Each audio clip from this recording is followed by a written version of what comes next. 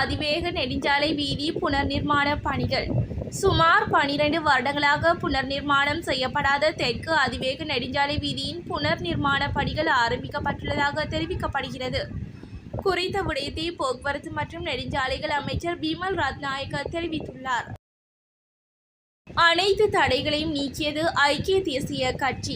ஐக்கிய மக்கள் சக்தியில் இணைந்ததன் காரணமாக கட்சி உறுப்பினர் பதவி இடைநிறுத்தப்பட்டு ஒழுக்காற்று நடவடிக்கை எடுக்கப்பட்ட ஐக்கிய தேசிய கட்சி உறுப்பினர்களுக்கு விதிக்கப்பட்ட அனைத்து தடைகளையும் நீக்க ஐக்கிய தேசிய கட்சியின் செயற்குழு முடிவு செய்துள்ளது. நேற்று மாலை கூடிய ஐக்கிய தேசிய கட்சியின் செயற்குழு இது தொடர்பாக நடவடிக்கை எடுப்பதில் ஏற்படக்கூடிய சட்ட பின்னணியை ஆராய முன்னாள் சட்டமா அதிபரும் ஜனாதிபதி சட்டத்தரணியுமான திலக் மாரப்பன தலைமையிலான குழுவை நியமிக்கவும் முடிவு செய்துள்ளது. கைது செய்வதை தடுக்க கோரிய கம்மன்பிலவின் மனு. முன்னாள் அமைச்சர் உதய கம்மன்பில தாக்கல் செய்த மனுவை எதிர்வரும் 24ஆம் திகதி விசாரிக்க மேன்முறையீட்டு நீதிமன்றம் உத்தரவிட்டுள்ளது. மனுதாரர் உதய கம்மன்பில சார்பில் முன்னிலையான ஜனாதிபதி சட்டத்தரணி மனோகர டி சில்வா விடுத்த கோரிக்கையை பரிசீலித்த பின்னர் மேன்முறையீட்டு நீதிமன்ற அமர்வு இன்று இந்த உத்தரவை பிறப்பித்துள்ளது. உடுவில் பிரதேச செயலக பிரிவின் 5 பாடசாலைகளில் போதை பாவனை. வலிகாமம் கல்வி வலயத்திற்குட்பட்ட உடுவில் பிரதேச செயலக பிரிவிற்குட்பட்ட 5 பாடசாலைகளில் போதைப்பொருள் பாவனை இருப்பதாக உடுவில் பிரதேச செயலக அபிவிருத்தி குழு கூட்டத்தில் துறைசார் அதிகாரிகளினால் அதிர்ச்சி தகவல் வெளியிடப்பட்டுள்ளது. உடுவில் பிரதேச அபிவிருத்தி குழு கூட்டம் நேற்று அப்பிரதேச அபிவிருத்தி குழு தலைவர் நாடாளுமன்ற உறுப்பினர் வைத்தியர் பாவனந்த ராஜா தலைமையில் இடம்பெற்றுள்ளது. நீதிமன்றில் சரணடைந்தார் சம்பத் மானம்பேரி. கைது செய்வதற்காக தேடப்பட்டு வந்த சம்பத் மானம்பேரி இன்று வலஸ்முல்ல நீதவான் நீதிமன்றத்தில் சரணடைந்தார். மீத்தேனிய பகுதியில் ஐஸ் என்ற போதைப் பொருளை தயாரிக்க பயன்படுத்தப்பட்டதாக சந்தேகிக்கப்படும் 2 இரசாயனங்கள் அடங்கிய கொள்கலன்கள் கண்டுபிடிக்கப்பட்டதை அடுத்து சம்பத் மானம்பேரியை கைது செய்வதற்கு காவல்துறையினர் முயற்சித்த நிலையில் அவர் தலைமறைவாகியுள்ளார். இலங்கையில் ஆகஸ்ட் மாதத்தில் அதிகரித்த வாகன பதிவு. இலங்கையில் கடந்த ஆகஸ்ட் மாதத்தில் 38,240 வாகனங்கள் பதிவு செய்யப்பட்டுள்ளதாக மோட்டார் வாகன போக்குவரத்து திணைக்களத்தின் தரவுகள் கூறுகின்றன. கடந்த ஜூலை மாதத்தில் 35,232 வாகனங்கள் பதிவு செய்யப்பட்டிருந்த நிலையில் முச்சக்கர வண்டிகள், உந்துருளிகள் மற்றும் வாகனங்களின் விற்பனையில் ஏற்பட்ட அதிகரிப்பால் ஆகஸ்ட் மாதத்தில் முந்தைய மாதத்தை காட்டிலும் வாகன பதிவு அதிகரித்துள்ளதாக தெரிவிக்கப்படுகிறது.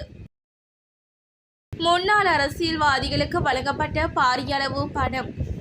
நாட்டில் ஒழுங்கமைக்கப்பட்ட பாதாள உலக குழுக்கள் முற்றிலுமாக ஒழிக்கப்படும் என ஜனாதிபதி அனுரகுமார திசாநாயக்க தெரிவித்துள்ளார். மத்திய அதிவேக வீதி வேலை திட்டத்தின் கடவத்தை முதல் மீரிகம வரையிலான பகுதியின் கட்டுமான பணிகளை மீள ஆரம்பிப்பதற்கான ஆரம்ப விழா ஜனாதிபதி தலைமையில் இன்று இடம்பெற்றுள்ளது. நாட்டு மக்களுக்கு ஜனாதிபதி அனுர வழங்கிய வாக்குறுதி. இலங்கையில் ஏற்பட்ட பொருளாதார நெருக்கடியும் அதனால் ஏற்பட்ட துயரமும் தற்செயலானவை அல்ல என்று அவற்றிற்கு பல முக்கிய காரணிகள் இருந்தன என ஜனாதிபதி அனுரகுமார திசாநாயக்க தெரிவித்துள்ளார். மத்திய அதிவேக வீதி வேலை திட்டத்தின் கடவத்தை முதல் மீரிகம வரையிலான பகுதியின் கட்டுமான பணிகளை மீண்டும் தொடங்குவதற்கான ஆரம்ப விழா தற்போது ஜனாதிபதி அனுரகுமார திசாநாயக்கவின் தலைமையில் ஆரம்பமாகியுள்ளது. தங்காலைக்கு ஓடி சென்று மஹிந்தவை சந்தித்த விமல் வீரவன்ச. தேசிய சுதந்திர முன்னணியின் தலைவர் விமல் வீரவன்ச தங்காலையில் உள்ள கால்டன் இல்லத்தில் முன்னாள் ஜனாதிபதி மஹிந்த ராஜபக்சவை நேற்று சந்தித்தார். மஹிந்த ராஜபக்சவை சந்தித்த பின்னர் விமல் வீரவன்ச தனது முகநூல் கணக்கொன்றில் பதிவு ஒன்றை வெளியிட்டுள்ளார். பெரும் சந்தேகத்தை ஏற்படுத்திய மர்ம மரணம். அனுராதபுரத்தில் கஃபரணி போலீஸ் பிரிவிற்குட்பட்ட பகுதியில் முந்தியவர் ஒருவர் சந்தேகத்திற்கிடமான முறையில் உயிரிழந்ததாக போலீஸ் ஊடக பிரிவு தெரிவித்துள்ளது. கொழும்பு 10 பகுதியை சேர்ந்த 73 வயதுடைய முதியவரை உயிரிழந்துள்ளதாக போலீசார் தெரிவித்தனர். முதியவர் உயிரிழந்தமைக்கான காரணம் இதுவரை கண்டறியப்படவில்லை எனவும் போலீசார் தெரிவித்தனர். சர்ச்சையில் சிக்கிய அமைச்சர் வசந்த சமரசிங்க.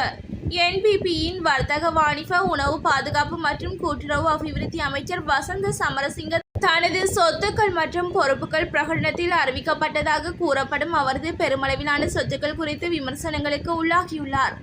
சமரசிங்கவுக்கு 275 மில்லியனுக்கும் அதிகமான மதிப்புள்ள வியாபார கட்டிடங்கள், வாகனங்கள் மற்றும் தங்கம் போன்ற பெரும் சொத்துக்கள் இருப்பதாக சமூக ஊடகங்களில் வெளியான பதிவுகளுக்கு பதிலளித்த அமைச்சர் கூறியுள்ளார்.